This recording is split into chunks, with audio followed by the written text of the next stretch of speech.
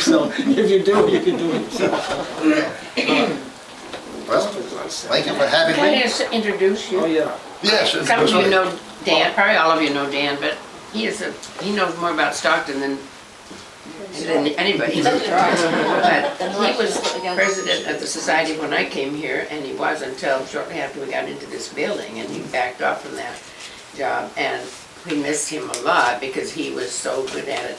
But when we want to find out anything, or anybody new comes along and wants some history I can't find, I'll tell him to call Danny. If he doesn't know it, it isn't out there, so. He's going to present something to us today, and I don't know what, but I'm excited to hear it. Well, it's probably the nicest introductions I've ever had.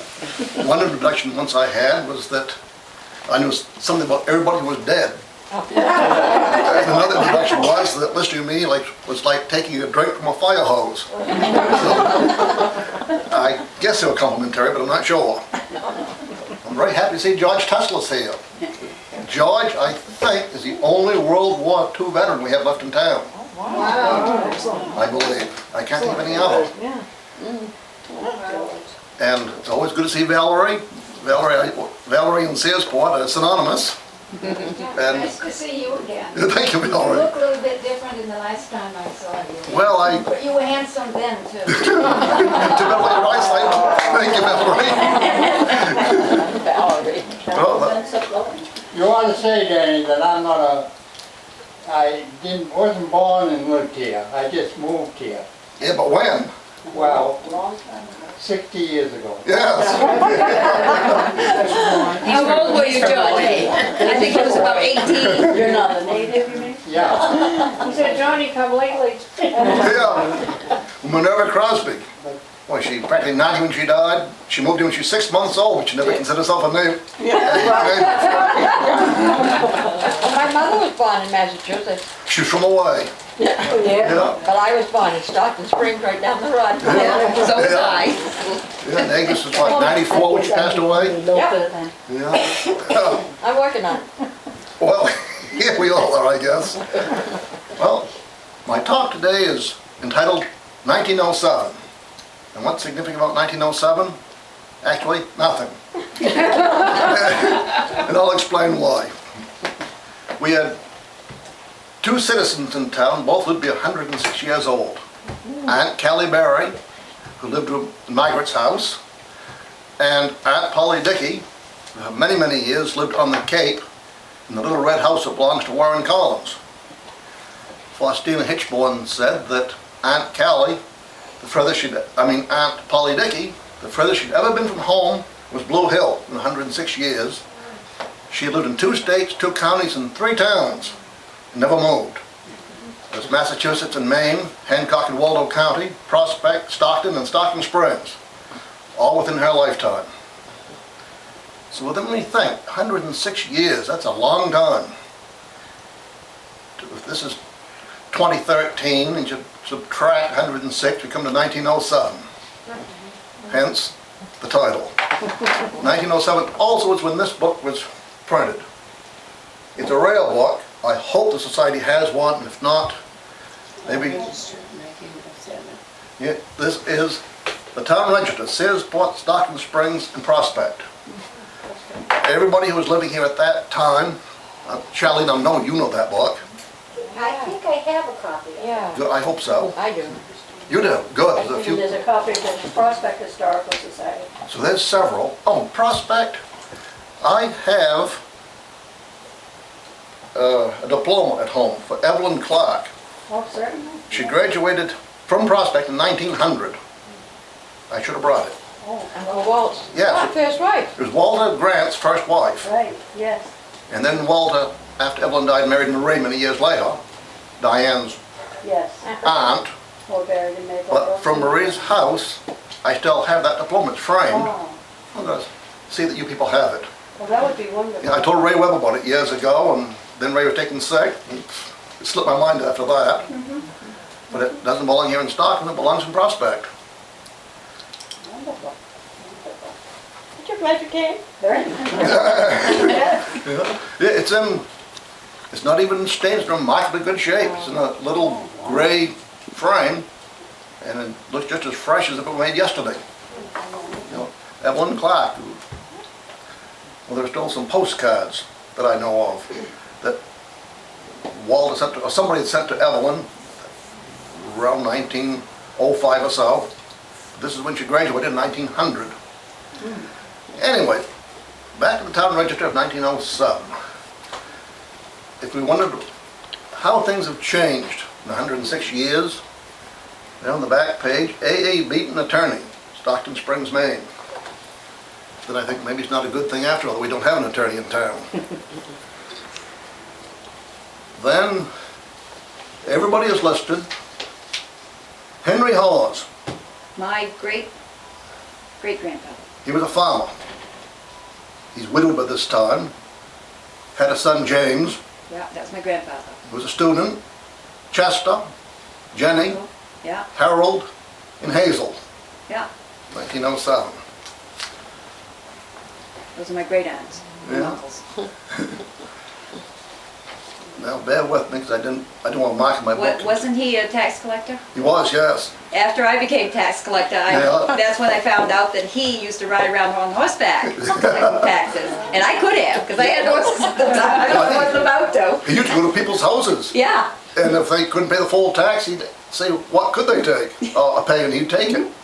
well, I did the same thing when I collected. Can't you pay something? Yeah. I remember how mean you were. I remember when I just, Chrissy, you're as bad as Robbie when you weren't there. That caused a stir. Manly S. Grant married Susie Marathu. My grandfather, yeah. Had, Susan Maritha was my beloved grandmother. yeah, had two sons, Clifford and Milford. Then they had Manley and Levi, So that must have been afterward. and one in between that they lost. Oh, Mitford's Bunny, right? yes. I remember Bunny. 1907. Yeah. Edwin Barry, my great-great-grandfather, married Eldana Nayland, had Lizzie Staples, Irving, Sidney, Clara, and Gertrude, my grandmother.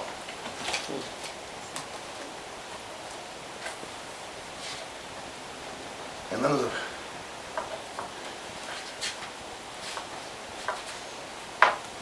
the advertisements. The Green Store, Stockton Springs, Maine.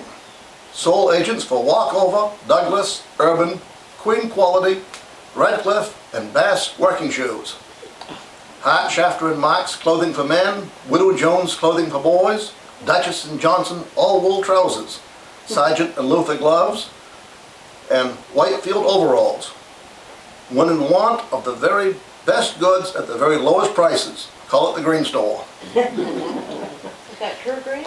Wasn't that part of the Sandman store? Yeah, that was Sunday County. That was where the trend is today, or Village Market, whatever it is today. But I guess it was a little building attached to what some of us remember as Sandman Store. We have advertisements there from the cinema for Sanborns, but not for Green. Oh, yeah. Yeah, there's the Green Store. Oh, it was True Green or Painted Green, that I don't know. Elba M. Ames, resident agent, New York Life Insurance Company of New York for life insurance, North British and Mercantile Insurance Company for fire, Phoenix Insurance Company of Hartford, Connecticut for fire.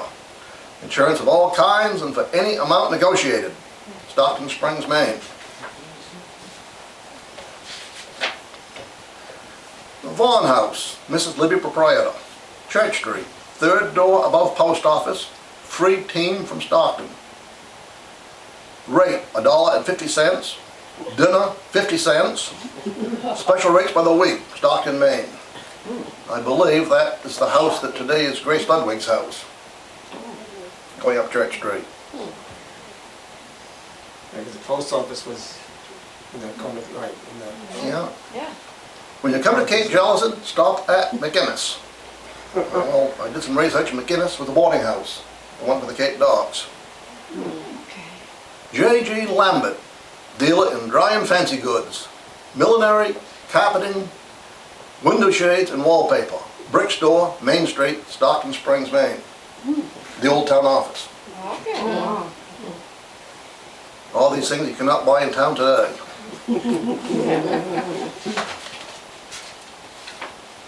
George Weymouth, contractor and builder. Dealer in builder's hardware, carpenter's tools. Doors, windows, screen doors, moldings, finished lumber, hardwood flooring, hard pine flooring, matched pine and spruce boards, cedar shingles, laths, clapboards, boarding boards, framing lumber, nails of all kinds, sheathing paper, tar paper, derby mixed paints, japalac, varnishes, pure linseed oil, and white lead. Almost everything necessary to the builder. Give me a call, price is right. Depot Avenue, Stockton Springs, near the depot. Depot Avenue now is our Station Street. So, we didn't need to leave town. We needed some lumber or some nails. Cape Jellison bowling alleys. Also the pool and billiard parlor, lunch served at all hours. Fruit, cigars, tobacco confectionery, Dutch and Berry proprietors. Where was that? Do you know where the house that Bill Pomeroy more recently lived in? Yeah, On the same side, just before you get to where Irving Bassins lived? Yeah. It was there. okay, The building's no longer there. yeah. Well, none of them are actually. No, the cellar must be there. I know there's a Well, bunch of cellars there. Yeah, I think that Bill built practically on the old cellar hall. I remember when Bill was building, he got into a pile of old antique bottles. And he showed me, in fact, he gave me a few of them. They were liquor bottles that were etched. I've never seen etched bottles before. Trunnies liniment is unexcelled, prevents blood poisoning if applied to a cut or burns. None better for cuts, burns, sprains, rheumatism, neuralgia. Manufactured by S.D. Trundy and Company, Stockton Springs. We made it. Yeah, Silas Trundy. Was he Walt, relative of? Yes, Trunnies? Walt's father or grandfather. Oh. Grandfather, I think. Cape Jellison House. I like this. Cape Jellison, Maine. Blue town? Well, according to Alice Ellis's book, the post office was going to put a separate post office on the Cape. Huh. And it didn't happen. Charlie was always referring to your grandmother's book. Rates, $1.35 an hour, transients accommodated. Special rates by the week. R.P. Greaves and Sons proprietors. So we have pictures of that building, right? Yes, there is a picture in Alice's book, big square 3-story building with a small L. Willard Harriman told me that that L originally was Mrs. Speed's house. I was down digging clams with Willard many years ago. And he was sitting on a rock down on the point looking up toward the Cape docks. And I used to call him Unc, and I said, "What are you thinking about, Unc?" Well, he was reminiscing what the whole shoreline looked like before the railroad came through. There were hills, there were valleys, but now it's all flat. And then he said, from here I could look up and see Mrs. Speed's house. Then he told me then later that they built the, which most of it's called the Cassidy House, on the end of Mrs. Speed's house. I wish I had his memory. Then we come to what I consider quite interesting. Madame Santos, astrological radar, horoscopes read, sim date of birth and 25 cents for life history. Address, Box 204, Stockton Springs, Maine. So I got thinking, I wish that Roland, my uncle, was still living. If you were, he was 100 the 14th of last month, but he died at 98 and 7 months. He would have known the answer, who Mrs. Santos was. And then it came to me, Joe Pomeroy. Joe was born November 11th, 1918, lives at the Cape today at 94 and a half, very sharp memory. So I stopped in to see Joe. And after we gabbed a while, I said, "Joe, do you remember Madame Santos?" "Oh yes, of course you did, like it was yesterday." So, for once, I wasn't 2 days behind. Madame Santos moved here, Joe says, from Chelsea, Massachusetts. And only was here for the summers. I guess for years, and she left for the winter. Joe said, because I had my own image of her, which turned out to be wrong, but I guess she was still somewhat of a character. Joe said she put some kind of a, like snuff in her nose, a tobacco product.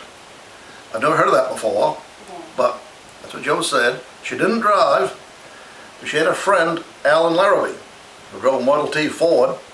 He would drive her around. She'd love to go around and buy vegetables, Joe said. But for her errands, he'd drive her around. And Joe remembered that she played the violin very, very well. And she lived where Karen Kinsey lives today. When you go on the Cape, turn right at the sand pile, go over the bridge, there's a little house close to the road just over the bridge. Well, that was Madame Santos' house. How do you spell the name? S-A-N-T-O-S. Joe didn't think Santos sounded correct, but I said Santos? No, he said that didn't sound right either. So how it was correctly pronounced, I don't know, but I'm calling it Madame Santos until I'm corrected. Yeah. And Joe, apparently she was a big fat lady. Joe was polite. Joe said she was a good-sized woman. And I pictured her sort of dressing like a gypsy. Joe said, oh no, not at all. He said she just dressed regular clothing like everybody else. And he said a lot of people went to her for their fortunes. So I asked Joe, just when was this? Knowing that this is years after her advertisement in the book, and Joe said, oh, this was around 1930, and he was around 10 or 12 at that time. Because Joe grew up just up on the hill past her house, and he said that she summered here for years and went away for the winter. How should be run of the census? Well, If they're done in June. if her name was Santos, I'm wondering if that was, I got it all at Walmart. yeah, check it. That's a very common Mexican name. Yes. And I didn't ask Joe if she was Mexican or not. And Oh, Spanish. Spanish. Yeah, it could be Spanish. Spanish, good. yeah, she might be in the census. If she didn't own that house, she wouldn't be in the registry of deeds. But it would be fun to do a little bit more research on Madame Santos, because she sounded interesting. So there is the town register. There are anybody that was living in town at that time, this gives their occupation. It's amazing how many were found. I have the special census, Oh, yeah. 1907. Yeah. Now, this is a gift. It was a gift to me, and I'm passing it along to the Historical Society with Ralph's calendar in mind. Good. These came from the Louise Gardner estate down in Middle Street. Okay. And I guess all of her possessions went on the auction block a year or so ago. And Will West was at the auction and purchased these. Well, actually, somebody purchased a lot of stuff, and he went to the buyer, which I think was some dealer, and he purchased these things from the dealer. I've been helping Will and his friend Phil Mead on Joseph Plum Martin things. So this is sort of a gift, I guess. But many, many pictures. And this is around 1901. Pictures on School Street. And what I like about it is before the railroad came through. So these cuts and so forth, where the track is today, weren't there. Now this is one of Albion Goodhue. Very few trees, looking down across the field, and it's field. Today it's all woods, large hardwoods. It very distinctly shows the Cape and Sears Island and the whole harbor. And this is one, I think this is the shore down below Marion's. It looks like a little two-masted schooner, sort of beached out. That's where the shipyard was. Yeah. Yeah, I'll pass these around so everybody can see them. This one has loose pictures, so bear in mind if they fall out. I'll just start out with Marie. Thank you. And apparently the name of the Gardner home was Prospect Farm, because that's what it says, Prospect Farm and vicinity. This is 1902. And there are, here's the one in the front, in the Prospect Farm, says Searsport Wharf. It's a bit faded, but you sort of can see the Searsport shoreline. The next picture is the Goodhue house. Then some people remember it's the Peterson house on Middle Street. and I have no idea who lives there today. Which house was that? Oh, yeah, that's, Yeah, but before that, it It was was a Bert gardener Gardner house. House one time. Yeah, Bert Gardner lived there when I was. What was it before? Street. It was a gardener house. The gardeners owned both houses across the Kirsten street Johnson from each lives there other. now. That was Lincoln Kirsten Gardner, I Johnson. think. Oh, Johnson was. There's a Right, picture of the and that was Gardner before house that. on the other side of the street, the old Zebra Cracker house. That was where Louise was living. Yes, where Louise lived. And this is from the Louise's house looking down to the shore. The trees are little bushes, it's all mowing field, no railroad track. Yeah. Yeah, it shows. I didn't remember It's when rock. that died. A year ago. My house was built 1906, when they put the railroad through. Yeah. Was it built? Who was it built for, George? I got no idea. I Yeah. do. What, you mean this railroad? No, George's house. Oh, George's house. That's what I always found out. Yeah. 1906. No, must have been, maybe one of the officials maybe, house as big as yours. This is an interesting little house, it's just below the house that we know where Mel Shute lived. The little house is gone today, When is that? and again, no railroad track and all hayfield, nicely mowed all the way to the shore. Is it Peleg Griffin? Yeah, that's further on down, isn't it? Yeah, That's not the one that Clyde Merrithew had an old place down in that spot. well, I'm not sure. Down the hill that we lived in, Yeah. still I was about 11 years old. It was really almost nothing more than tar paper shack. That looks like a good house. It's a nice house, two-story, a barn attached. Yeah. So we had a big barn. I can't see from here.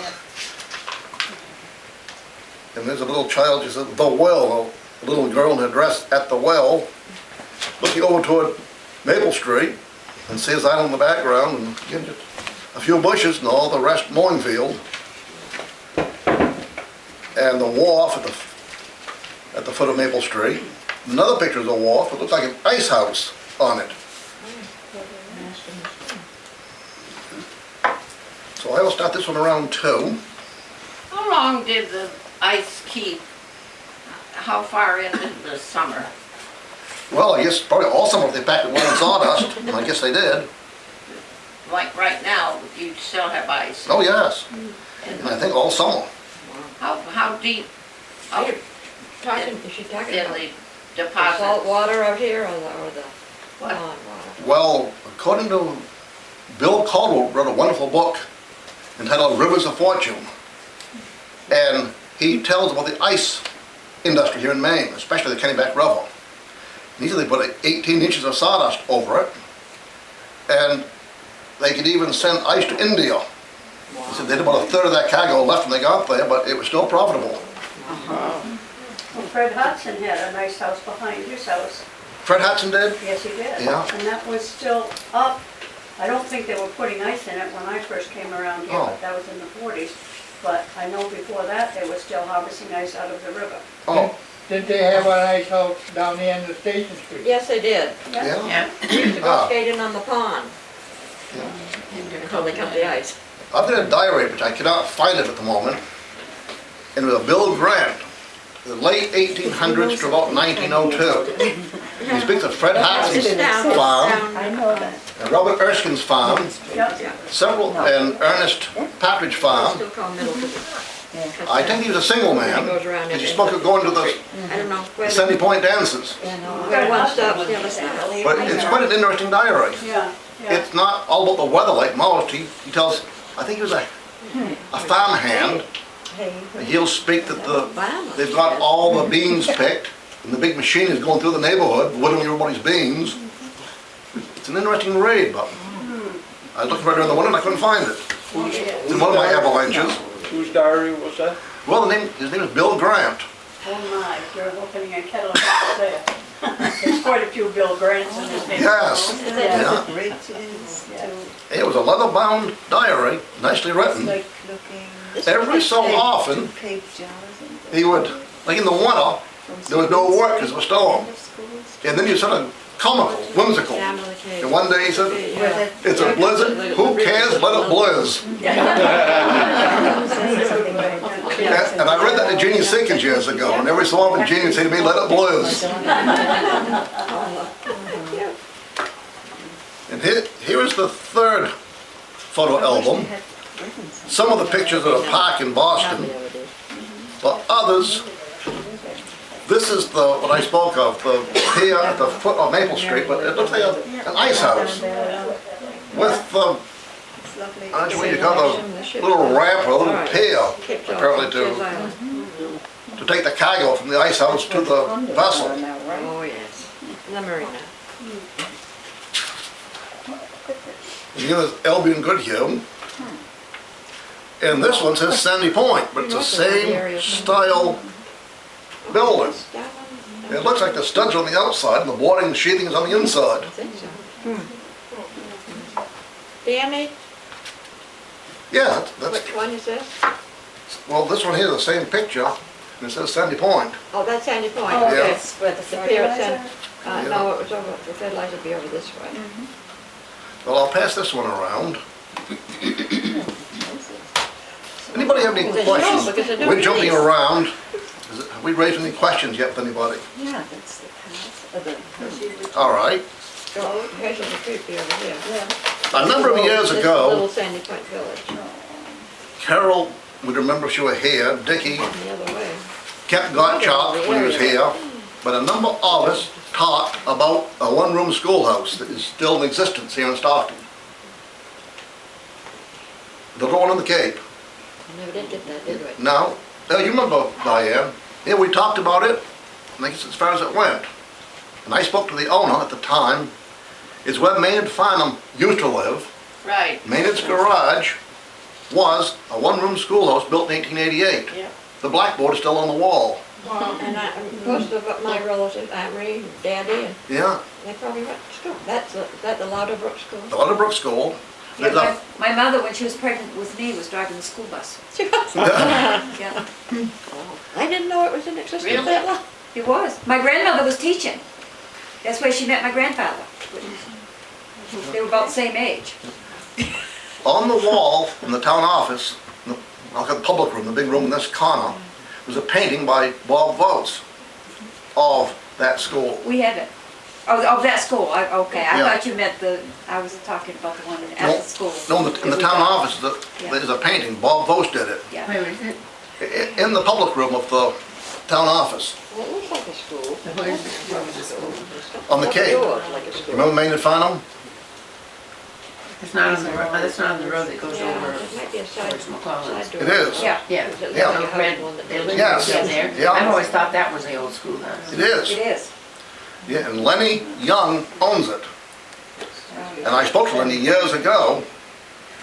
I didn't get a yes, but I didn't get a no either. And the building built in 1888. It was built where Freddie Schutz's hen house is today. No names. And then later was moved, not to its present location, but near the road, and then later they jacked it up, and moved it back to where it is now. So, I'm just passing that out, just the possibility of, as if we don't have enough to do, could we take that on someday as a project? What are we gonna do? At the time, we had quite a bit of pledges for work and so forth. Most of those people now are not even here. So I'll leave that as it is. And here is something for the Historical Society. One, I think Diane said there wasn't much in the society to represent the schools. Did I say that? I think so. Unless I'm having an erroneous memory. I but didn't mean to. You or somebody said there wasn't much in the collections to represent the schools. We had quite a bit now since we collected Yeah. Yeah, this was You got years- everything all from the the stuff we elementary? had up the That was elementary down school. there, they got. Yeah, well, this was years ago. Label this, this is Okay. the, So How that- many grades did that school 12. have? 12 in that one, No, down in the Cape. no, the one with down here. Farnham's. Oh, that's a one-room schoolhouse. Yeah, but I think it was all the grades. All grades, You look at the picture of the wall, and there were some little children. One is my Got grandmama, pictures of those. and some are fairly big students, big kids. Got one with Inez Randall in it, and Free. And I think my father's one of those cute little co-eds down in the front, but I'm not sure. Oh, So I'm just gonna name one of them. yeah, Oh, and one of them was, tickle lamp or the big ticker. See that? from the cave. Well, that, What was the other guy? I know that to be tickle. well, ticker was Clarence. Yeah, that was him. Yeah. He's in there. Good. Well, I mean, you can pick him out, so. The original picture came from Neil Bishop's estate.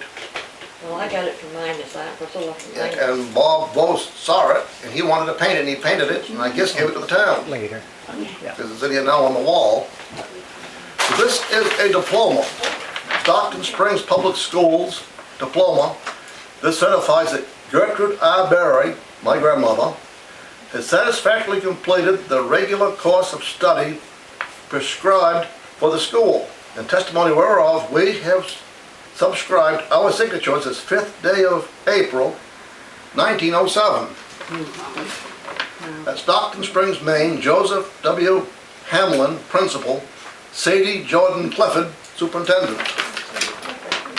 That we give the teachers? Well, it was the principal and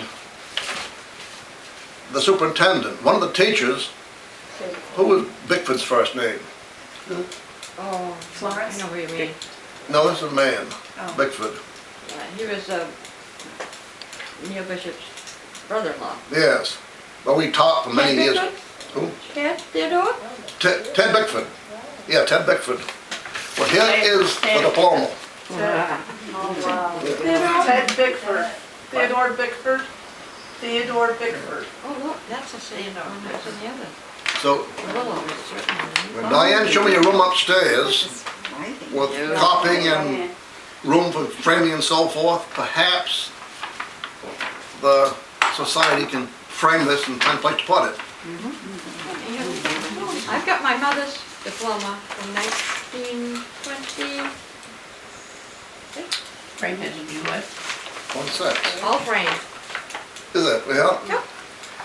And it's in a closet and I don't remember this. That's a man. Yes. One other thing I'd like to bring up before the society, as your guest, some may remember Forestine Heath. Yes. Yes. Yes. Forestine, Here in a second. at the end of her life, wrote a book. She called me several times for, asked me questions. And just about the time she had everything put together, but not edited, is when she passed away. The name of her book was Children of Desire, being Desire Griffin. And the whole gist of the story is Josh must be the man. when Robert Hitchborn came here in 1785. Built his house at the Cape, started building vessels around 1800. And his youngest son, Henry, married Desire Griffin. And she goes through a couple of generations of that family and of the settlers and what was going on rurally at that time. Roads being built, people taking shortcuts from here to there because there wasn't a road. And that right now is my possession. Wow. She was telling me about, she asked me that I think it was possible for Robert's boys to have carried his casket from their home to the cemetery. He was the first buried at the cemetery at the Cape. He gave the cemetery and then was the first resident. Well, I told her yes, because it was all flat and not too far away. Well, when she passed away, I spoke several times to her daughter Marcia. Well, Marcia says, yeah, she knows of it, but it's packed away and didn't know where it was. Well, last winter, Marcia found it. She and her husband run Empty Bottles, a redemption center in Sayersport. I've read it, a few others have read it, it's now in my possession. And if it possibly could be maybe added with Jeannie Seekin's mother's book, that'd be a wonderful thing, in my estimation. Some short stories in it would be good to Yes. put them all together in a book. Yeah, so this might add a little interest to what's already, I think, Still trying to get something together on that. yeah. You can put that on blurb. Yeah. You know, just put it on Yes, I blurb did. and print out however many books you want, or Yeah. if you wanted to publish Mother it, you can self-publish. Oh, We were given recently a diploma of Byron Heath. Byron? Oh, That yeah. was given to us by, who brought that to us from? Oh, it came from Marshall. It went from, Veronica gave it to me from Marshall. Byron's daughter, Marcia, gave it to Veronica, knowing that Veronica was with the Historical Society. And Veronica gave it to me to turn in. Yeah. So we have Byron's upstairs too. I think it's upstairs, yeah. And we had what, were there 7 one-room schoolhouses in town at one time? I think so, 7 or 8. Yeah. Because I think there were districts 1 through 8, I think. Actually, there's supposed to be, now where Alan Cameron lives, somewhere in that area, that there was a schoolhouse at one time. Oh, Yeah, yeah. was a, Didn't schoolhouses have to be so many miles apart so the kids could walk? It was either 7, 8, or 10 miles Well, apart. there were 2 on the Cape, Not yet. How far apart? 2 miles anyway. Was the Cape? There was one we're speaking of down near Jack McClellan, but there was another one up near Nat Crowley. In fact, the old timers always called that Schoolhouse Hill. You won't hear that today. Is that on the, My grandfather kept haying it for a few years, then tore it down. is it near where you painted the flag on the barn? No, Oh, I thought that was a schoolhouse across from you know where that house. Bob Small lives today? Where Robbie grew up? Her house? No, it's up the hill from that. If you go on the go around the 4-point common, go by the house where Robbie grew up, and then go up the steep hill, it was on the top of that steep hill. On the way to, well, halfway between Squaw Point and Fort Point. Okay. I know we can't say Squaw Point, but I just said it. Tell Ralph what you found out about that photograph on this month's calendar. Oh, well, I don't mean to be critical, but Well, it is we not didn't the Fort Point Hotel parlor. Okay. It is the parlor to the, well, what somebody was a McWilliams cottage. In my day, it was a Foster cottage. It's one of the cottages on Fort Point. Yes. Not the hotel. But the pictures were on Fort Point Road. That was a 4-point Yeah. series, right? Yeah, That's it what was I a got series. confused. Yeah, Let's I- get that corrected, yeah. Yeah, I remember that parlor. Mm-hmm. When I was a kid, I used to carry stuff in and out for Mrs. Foster. She I was a- thought it was identified in that booklet that we got, maybe it just was wrong. Well, on the back of those stereoptic cards, gives the different scenes of the hotel and the hotel parlor. It also gives scenes from some of the cottages. But the windows, the fireplace, everything is identical to the way I remember it from the McWilliams cottage. Okay. And that cottage built for Arthur Soden, who owned the Boston Braves at one time.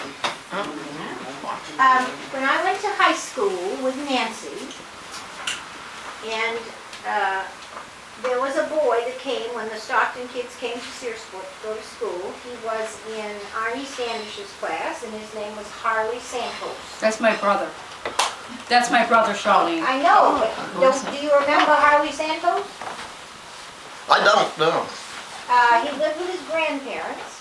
That must have been his father's last name, so his mother Santos. must have been a Stockton girl. And that's how they pronounced it. Santos. Santos, yeah.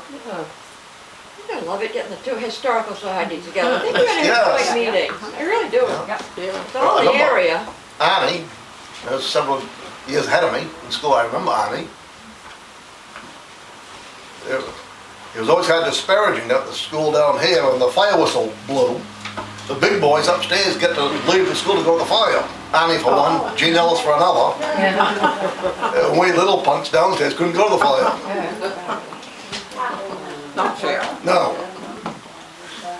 Because we would have gotten in the way anyway. Danny, when you were talking about restoring the Louderbrook School as a project or having it as a project, what did you mean exactly? Restoring the building? Yeah, Could they move it? I think so. It's been moved twice. Or should we move? Where would we It start? sounds like a, well, look what Searsport has done, but still does sound like an aggressive project, but it is the only one-room school in this town. Is there a one-room school in Searsport left? I don't think so. Well, that's not true.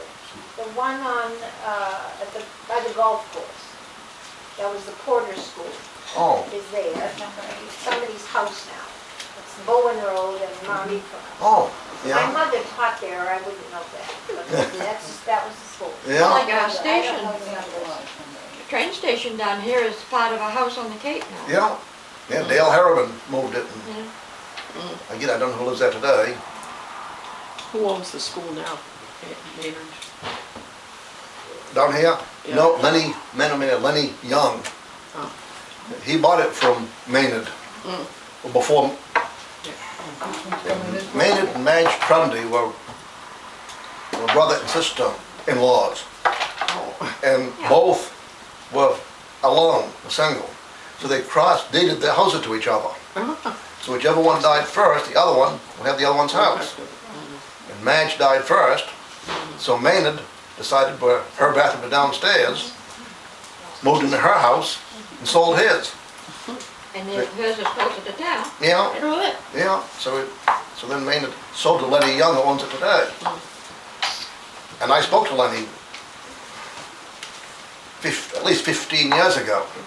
He'd be interested in selling it if the historical society were interested in doing something with that house, with that building. Well, he didn't quite say yes, but didn't quite say no. And the building has not even seen a brush full of paint since, I don't believe. Mary Gurney had, I don't know where it is today, had the superintendent's book on, because the superintendent was Mary's grandmother, Eldana Berry, my great-great-grandmother. But I've read the superintendent's report. In one case, they were putting the firewood up for bid. Whoever could provide the firewood, put it in the woodshed, the cheapest, would get the bid.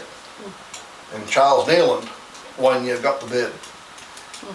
And one year they paid, I forget how much money it was, like $65, I think, for the superintendent's salary for that quarter, and $1 for cleaning the privy. And reading through it, I was comical, but extremely interesting. Yeah. Well, that's the way they lived. Yeah. Is there anything involved that was in the school at that time in the building now? Well, just before, all the desks were upstairs, and Maynard sold them just before he sold the house. Too bad. Yeah. So would the Historical Society have to purchase the building from them? Probably. Unless some sort of a deal was worked out, that'd be up to him. I can't speak for the owner, but he might get some sort of tax credit.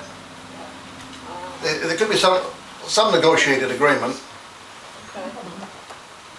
That, I'm just suggesting, I don't know that for a fact whatsoever, so don't quote me, No. please. So how big is Lauder Brook? Not very big, it dries up on a dry summer. Okay, I wondered, because I looked on the map and I didn't see it. No? Do you know where it got its name? Do you know where it got its name? Or Mr. Lauder. Yeah, Jonathan Lauder was one of the original settlers, came here as a soldier from Fort Pownell. And then he bought land from Robert Hitchborn. Oh, Bought 2 lots, 8 and 10 or something like that. down who's by- writing the book? Lauder, Jeff Davis has been Jeff writing a book on Davis, that. Yeah, that's right too. Yeah. In Jeff Davis's column this week in the Journal, he said, you can hardly say Stockton without saying Staples. Because he was speaking What did you say, of, Danny? what? What did you say? I didn't hear you. Oh, this week's column in the Republican Journal by Jeff Davis, because he's speaking of Basil's daughter, Andrea Staples, being an international librarian, and congratulating her. And he said, you can hardly say Stockton without saying Staples. That's a good way to put it. Yeah, I remember. Thank you. So that Louderbrook, he bought 2 parcels of land and you were saying about the Louderbrook thing? Yes, Okay. yes, I think it was lots number 8 and 10. But Jonathan Lauder bought 2 parcels. Where was that? Well, about where Jack McClellan's house is today, Freddie Schutz's house on the corner, Oh, that was always known as the Louderbrook District. oh. And There therefore, was a shipbuilding yard there, and Yes. there was a sardine cannery there, both, like practically in front of Basil's, weren't they? yeah, we We were played on that speaking before. years ago of that sardine factory, Yeah. and we had Kathy Smith, but Ruth Allen's 2 daughters, Bonnie and Kathy, because their grandfather was Angus Holmes, who owned that sardine factory at one time. So I did a little research, and they were talking about the memories were passed down through the family. So the three of us put on a program about the Stockton Canning Company. When we were done talking, Carol Hutchins from Sandy Point stood up and she said, I used to pack sardines in that factory. So we thought, why are we talking? So we immediately turned the program over to Carol, and she reminisced what it was like, who she packed with, what it was like, and so forth. Do you remember when you and Gary and I and stuff all used to go over there and the cardboard outside containers that say the packing containers are all over the beach? Yeah, everywhere. they were. I wish I'd have collected some. Yep. Back then, didn't think about it. Jack Sandman stopped and picked up a brass stencil. It says Chipmunk brand sardines in it. I said, it's upstairs now on the mantelpiece. Oh, wow. I remember playing over there. Yeah. I remember going in the office, it was all wide open. I opened the oak filing cabinet, and I found my grandmother's packing information. And, being obedient, I read it, put it back in the filing cabinet. Yeah, we've got two photographs. Is this the fish factory? Yes. We've got two photographs from Bristol, Magnus, Yeah. on people. Packing information. Bobby Small and I used to go up, hide our bicycles out back, and we used to climb way up in the rigging in the smokehouse. These big doors, about 2 stories or 3 stories up, are open. And we would fire apples down on the hoods of people's cars going by. What was that? Doesn't sound like Bobby, does it? No, are you either? No, absolutely not. I remember there was a boarding house that went with it, where apparently employees must have lived at one time. I was under strict orders from my father, do not go in that building. Oh, yeah. And Mel Keane lived, Yeah, Mel Keane was there for years. my cousin. That big building? Private? Yeah, and Michelle. a back window was open, and I had just gotten a nylon red jacket from Epstein's. When I crawled through the window, I tore my jacket. I was having to explain how the jacket got torn. Vonnie used to tell Gary and all of us not to go in there because there was bed bugs in there. Yeah, That was But what they she lived always there. said. well, we were told that too, so I had to go and see if I could find them, and I didn't find them. We I went think in. we found that Belva lived there. Yes, she did. Yeah. Yeah, Belva's, Belva and Masha's grandmother, and the older sister Etta. The 3 girls lived there with their mother Laura. And the nights that the booze would come in at the sardine factory, Belva said her mother put the lamp out early to put the girls to bed. And because absolutely everyone must be perfectly quiet. And What years was this? in the 1920s probably, Is that when you had the prohibition? there's Prohibition. Ah. Yeah. Prohibition ended at the same day that Roosevelt confiscated gold. Yes. Oh, that's a good connection. Yeah, same day. Freddie Shute said that the Uncas was the vessel owned by the sardine factory, and it would go to some island, mouth of the St. Lawrence Seaway, and pick up booze. It would come back, drop its net, and pick up sardines, put the sardines on top of the booze. And then come in by the Coast Guard who was looking for booze, and all they had was sardines visibly. They would blow the steam whistle at the factory, and all the ladies in the Cape would hurry to the factory and they'd pack sardines. And the sardines were packed, and it come nightfall, the men would show up. And they'd go down, and Belva said the same thing. She could hear the clinking of the bottles of booze in canvas bags being carried up the dock. Yeah. Freddie said onto a Rio pickup truck, chain driven. And they would drive up into the train yard behind Jack McClellan's, where there just happened to be a boxcar handy with the door open. Just happened to be. And they'd put the booze in the boxcar. The next day, the train would pick up the car and it would go. The Bango. Yeah, to somewhere. Yeah. I had no go from just about the Bango. You know, there's a funny story that you were talking about booze, made me think about it, and this house. I don't know whether anyone else remembers it, but Bill Libby was my brother-in-law, and he and Arthur Colquitt were friends. Well, the Colquitt sisters lived here, of course, in this house, and we all remember that growing up here.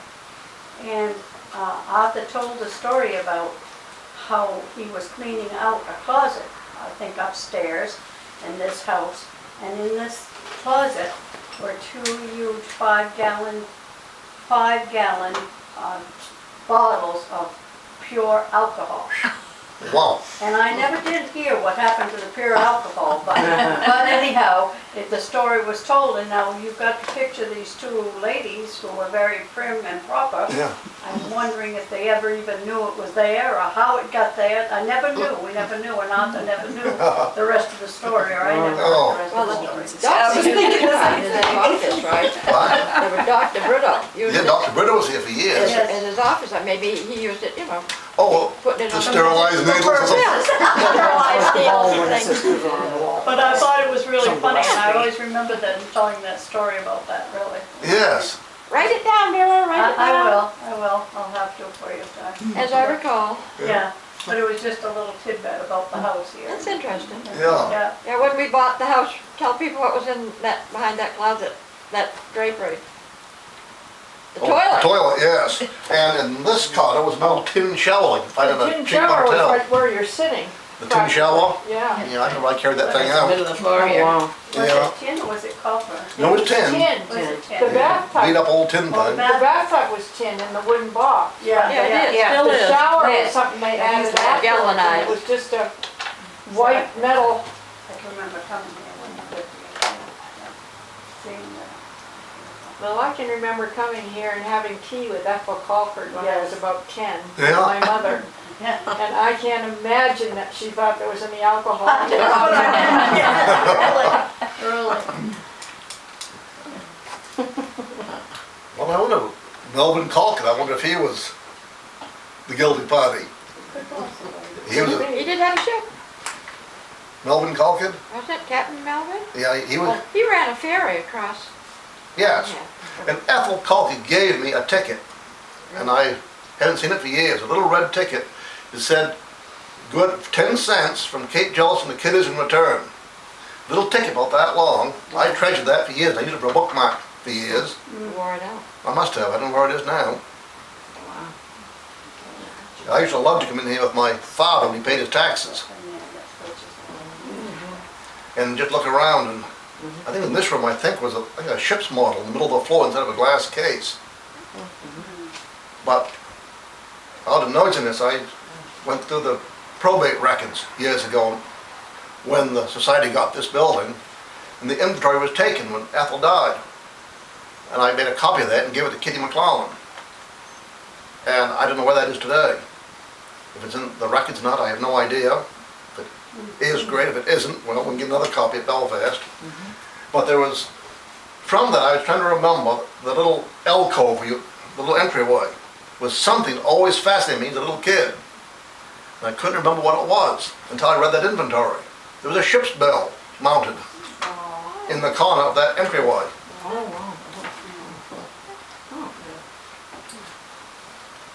When you speak of Arnie Standish, his father Arnold was an antique dealer, ran Eagle's Nest Antiques going up to a Prospect. And he told me one day that, I guess it was maybe around 1950 approximately, he came in here to pay his taxes. And he said, Miss Calkin said, well, people are getting TVs in town, and I wish I could afford to buy one. Well, Arnold said, do some of those two vases up on the shelf, the mantel, and he said, you can have enough money to buy 3 TVs. Oh no, she said, I cannot sell those to you. Daddy would not understand. Well, Daddy been dead probably 50 years. But this house must have been an antique collector's delight. Yeah, yes. Arnold would tell me some of the stuff that he bought here, I guess after she died. Things had been brought from, I guess, other parts of the world by Captain Calkin. You mentioned Desire Griffin. Yes. Who was her parents? Is that Desire Crary? Was she one of Nathan Crary Griffin's? Was it Nathan or Samuel? Nathan. Samuel was he was the first settler that came here in the Griffin family. And he had a son, Crary Nathan. Griffin was one of my great-great-great-grandfathers. Well, some other people here probably. But Yeah, Nathan Griffin. yeah, okay. And because Desire Crary, I think, was his wife or one of or his mother, whatever. So that's where the Desire name came Desire from. Hitchcock? she married Henry Hitchcock. Married her, okay, she was related to my friend Marjorie Quigg that Was she? was related to Yeah. Robert Hitchcock. Yeah, one of her children was N.G. Hitchborn. Of Hitchborn, was Hitchborn in on Church Street. And he was a candidate for governor on the Temperance Party, which will put the Hitchborn house on the National Historic Register. In her book, Forrestine's book, she speaks of N.G. Hitchborn. He's just a kid, and one day he went missing. So the mother, somewhat frantic, couldn't find him. His little sister tried to tell where he'd gone. She couldn't think the word she wanted, so she went and got some of her toys, and she held up a little toy wooden carved beaver. So then the mother figured out that he'd gone up North Searsport afoot to see the beaver dam. So they quickly called somebody, got in their horse, and went after the kid. And they ran into, not Ichabod, Hannibal Colson, who had a hound dog. So they followed his scent all the way to the beaver dam, and they got to the beaver dam to come into a horrendous thunder shower.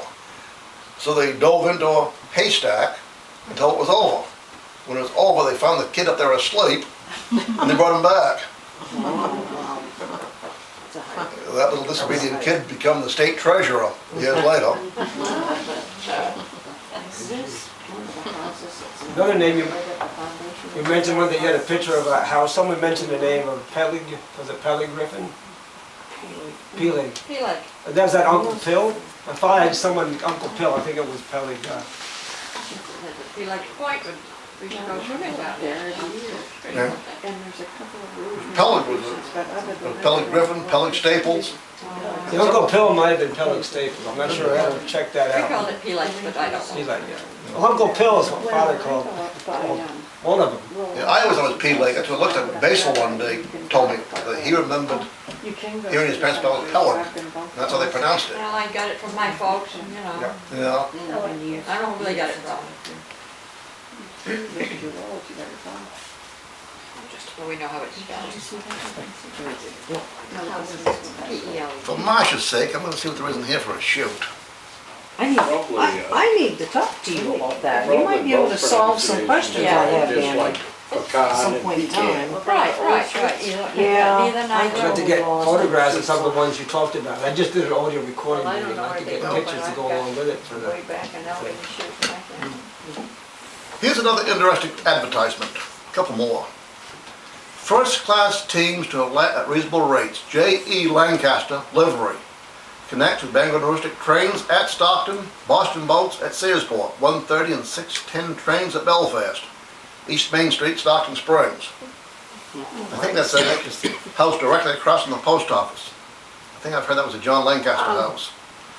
Stockton Hand Laundry. Family washings. Shirt waists a specialty. Laundry works of all kinds promptly done. Clothes pressed and cleansed. Ralph Thompson, proprietor. B.J. Cox, jeweler and optician. I really like this one. Jeweler and optician, glasses fitted accurately. A full line of jewelry, silverware, and Edison phonographs.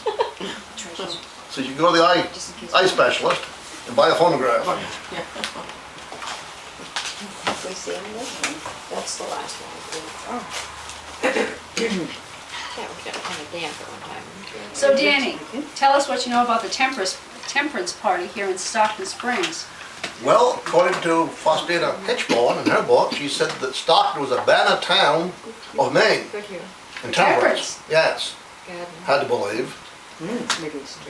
And as I spoke a minute ago, the temperance movement in Maine nominated N.G. Hitchborn of Stockton Right. to run as governor of the Temperance Party. Well, 1866 approximately. Oh, that's real. And temperance was so strong in Stockton that the Good Templars came in. The Good Templars? The Good Templars were formed in Utica, New York in 1853. About the same time, John Griffin built the building in town today next to the old Stockton town office, the Griffin building, that today is Dr. Scala's building.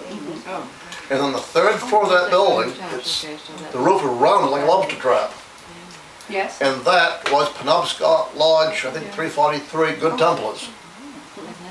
It was there for years, but I don't know when they ended. Okay. They had two things that they advocated: world peace and total abstinence. I don't think you get very far with either.